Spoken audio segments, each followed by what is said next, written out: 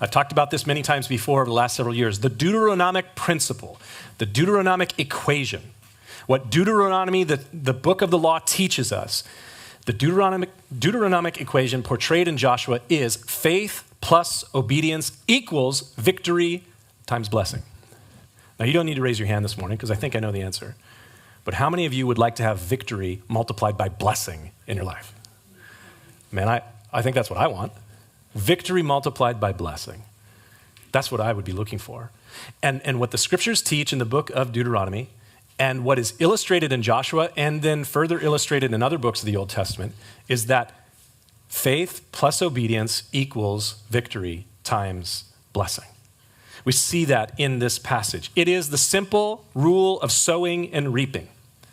As Paul mentioned in the New Testament book of Galatians, if you sow to the Spirit, that is, you plant in your life that which is revealed by the Spirit of God, his truth, his principles, his word.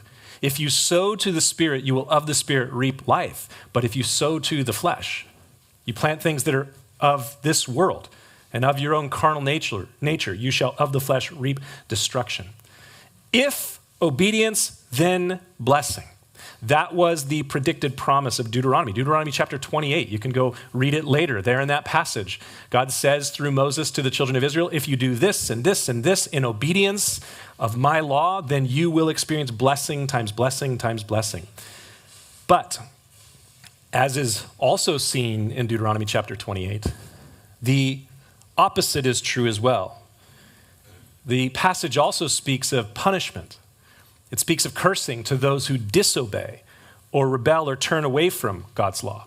If faith and obedience lead to victory and blessing, then it is also true, the counter promise, that unfaithfulness and disobedience lead to defeat and cursing.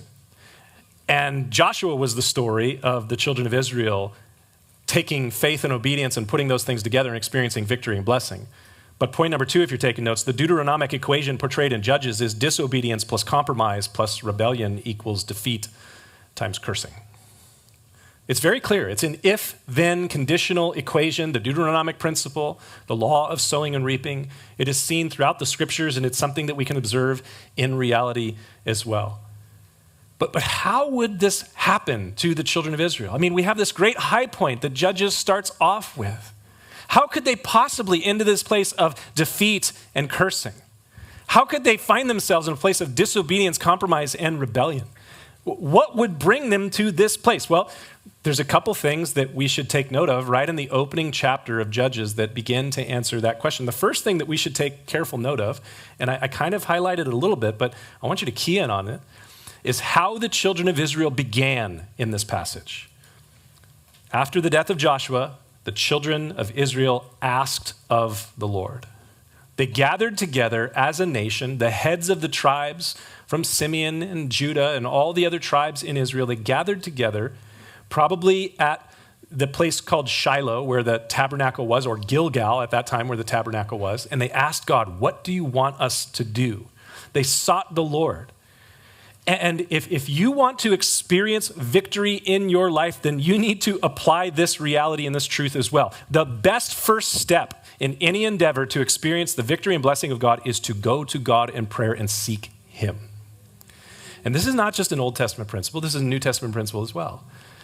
In the New Testament book of James, the Apostle James writes in James 4, "Come now, you who say, today or tomorrow we will go to such and such a city and we'll spend a year there and we will buy and sell and make a profit. Whereas you do not know what will happen to you tomorrow. For what is your life? Is it not just a vapor that appears for a little time and then it vanishes away?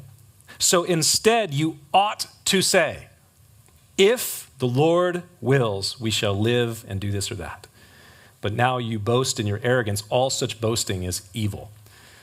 The Apostle James says, this is how you ought to live. If you are a follower of Christ, if you are seeking to be an obedient disciple, which is just a faithful follower of Christ, he says you ought to say, if the Lord wills, I will do this or that.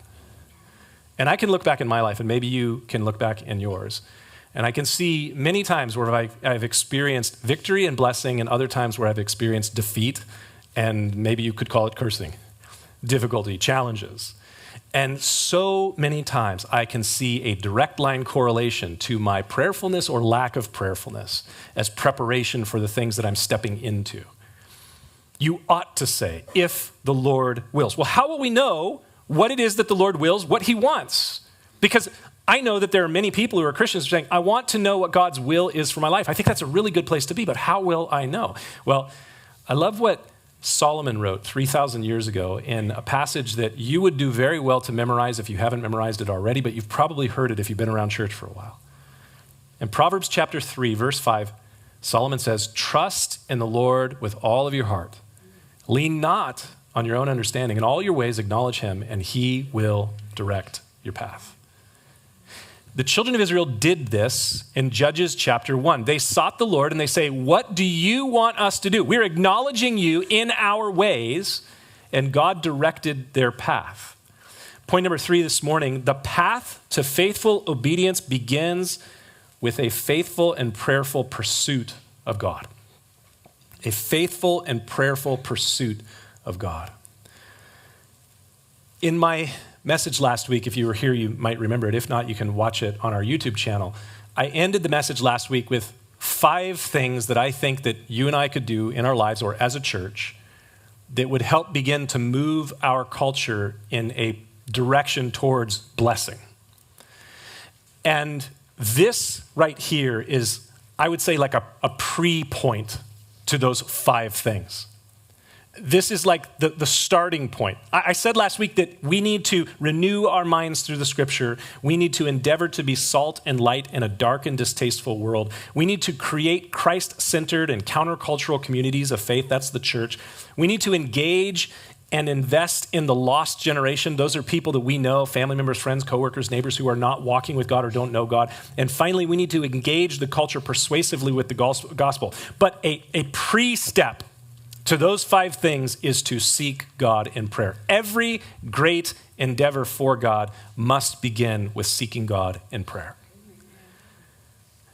And far too frequently, in my life and maybe in yours, and I've observed in many Christians and many churches, we don't make prayer the first thing we do. It often is like the 21st thing we do. And I wonder, how much easier might the path be, or the task be, if we went to God early in prayer? I certainly can look back in my own life and I see points in my walk with the Lord where I found myself feeling like I was just running into a brick wall over and over and over again, trying everything in my strength and my ingenuity to figure it out and fix it, only to finally say, well, maybe I should pray. And then it's as if immediately the thing that I was banging my head against seems to dissolve as God, by his power, is able to break down strongholds through prayer. Prayer is a mighty weapon. I think we know this theoretically or theologically for a lot of Christians, but have we actually practiced prayer, going before God? A path towards blessing, towards victory, begins with that faithful and prayerful pursuit of God, and every path towards compromise, ending in disobedience and rebellion, begins with, many times you can have a direct line correlation to where you just stopped seeking the Lord.